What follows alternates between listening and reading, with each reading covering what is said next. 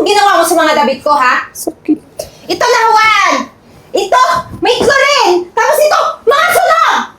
Ano yan, ha? Ang mamahal ng mga damit ko?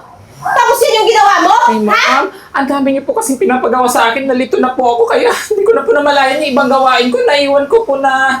So, ako pa? Ako ba yung may kasalanan ngayon? Ano ba yung trabaho dito? Di ba katulong? Eh, ma'am, Kailangan inaayos mo! sobra-sobra po kasi yung mga pinagagawa mo sa akin, ma'am, eh. Yan! Halos wala na po akong pahinga. Sige, isisi mo ba lahat sa akin? Ha? Ha? Aray ko! Kaya sumasagot ka! Aray ka! Ah! Ha? Yan? Ha? Papapayaran mo ba yan lahat? Ha? Simula ngayon, umalis ka na sa pamamahay ko! Ma'am, kailangan ko po ng Hindi trabaho. ko kailangan ng awa mo! Pero awa mo na, kailangan ko ng trabaho. Tingnan mo!